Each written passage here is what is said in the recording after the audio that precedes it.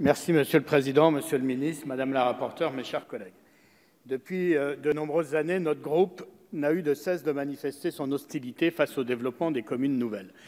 Notre critique ne s'est toutefois jamais portée sur l'entité en tant que telle qui, à certains égards, s'inscrit dans l'esprit du bloc communal, mais bel et bien sur la philosophie du dispositif qui, poussé à son paroxysme, conduira à la disparition de nos communes. C'est une intuition originelle qui s'est renforcée avec le temps, à la mesure des différentes lois que nous avons eu à étudier sur le sujet. Et force est d'admettre que ce n'est pas la proposition de loi que nous étudions aujourd'hui qui viendra démentir notre analyse. Après l'échec de la loi Marcellin de 1971, la loi de réforme des collectivités territoriales de décembre 2010 a mis en place un nouveau dispositif de fusion de communes voulu plus simple, plus souple et plus incitatif, en donnant la possibilité à plusieurs communes de se regrouper en une commune nouvelle. Dans le même esprit, la loi de mars 2015 relative à l'amélioration du régime de la commune nouvelle a assoupli les dispositions en vigueur afin de faciliter l'intégration des anciennes communes et donc de favoriser les fusions. Ces dispositifs ont permis aux communes nouvelles de connaître un succès bien plus important qu'escompté. Ainsi, au 1er janvier 2018, on recensait 560 communes nouvelles sur l'ensemble du territoire métropolitain, rassemblant 1910 communes et 1,9 million d'habitants. Et il faut ajouter à cela quelques 200 projets de fusion qui ont vu le jour en 2019. Quelles sont les raisons de ce succès?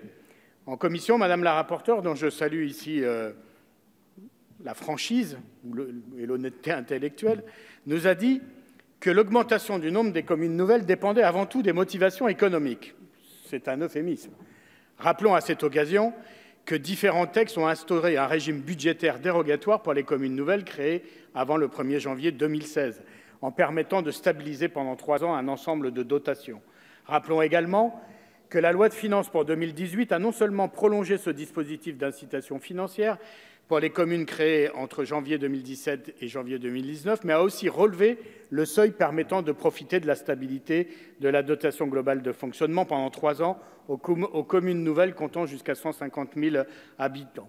Rappelons enfin, tout ça sont les différentes carottes, mais je les rappelle pour montrer à quel point le dispositif est plus une contrainte qu'une véritable incitation. Rappelons que des avantages spécifiques sont prévus pour les communes nouvelles de moins de 15 000 habitants regroupant toutes les communes d'un ou de plusieurs EPCI. Et de surcroît, un amendement au projet de loi de finances pour 2019 a été adopté avec avis favorable du gouvernement permettant de proroger la bonification de la DGF pour toutes les communes nouvelles créées entre janvier 2019 et janvier 2021. Telles sont les raisons du développement des communes nouvelles et comment pourrait-il en être autrement? Avec la baisse des dotations, la contractualisation et la disparition ou l'affaiblissement des services publics, nos collectivités sont contraintes et forcées de s'unir pour faire face. Doit-on pour autant se réjouir face à cette perspective? Doit-on accepter cette fatalité promise par Bruxelles et le gouvernement? Nous ne le croyons pas. Alors ce texte peut bien adoucir la transition à venir, cela ne change rien à l'affaire. Au mieux, cela reviendra à rapprocher le fonctionnement d'une commune nouvelle de celui de la commune. Au pire, cela viendra brouiller encore un peu plus les repères institutionnels pour nos concitoyens. C'est toute l'ambiguïté de ce texte, travaillé avec le gouvernement, qui rapproche sciemment le fonctionnement des communes nouvelles de celui des communes. L'objectif est de faire accepter plus facilement ces transformations dans ce que l'auteur du texte qualifie elle-même de révolution silencieuse. Il est vrai que pour un certain nombre d'élus engagés dans la création de communes nouvelles, il y a l'illusion de croire que les anciennes communes continueront à exister au sein de la commune nouvelle sous une forme un peu particulière. Or, rien n'est plus faux. L'opération de promotion des communes nouvelles, comme la transformation de l'intercommunalité, vise d'abord à la suppression du plus grand nombre des dites communes. Et la raison est simple, ce gouvernement, comme les précédents, et conformément aux vœux de la Commission européenne, souhaite diminuer le nombre de nos communes. Édouard Philippe lui-même, dans son premier discours de politique générale en 2017, appelait de ses vœux les communes nouvelles à se développer. Mais pour quel objectif? Mutualisation des moyens, diminution des coûts de fonctionnement et ainsi de suite. À chaque fois, les mêmes arguments sont employés pour engager ces fusions et faire diminuer le nombre de communes sans que jamais la question ne se pose de voir disparaître un échelon démocratique reconnu par les citoyens.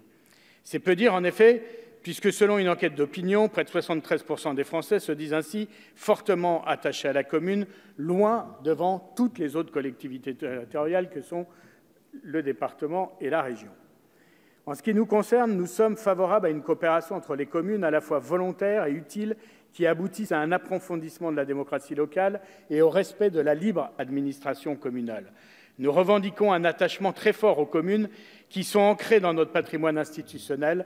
Elles représentent le niveau de collectivité le plus ancien, le mieux identifié par nos concitoyens et l'échelon de base de la proximité de la démocratie locale. Nous considérons que de disposer de plus de 36 000 communes et d'un réseau de 500 000 élus locaux sur l'ensemble du territoire est un atout considérable pour la République et pour notre démocratie. La commune représente un échelon essentiel de souveraineté hérité de la Révolution française. C'est pourquoi, en soutien de notre modèle communal, le groupe communiste votera contre cette proposition de loi.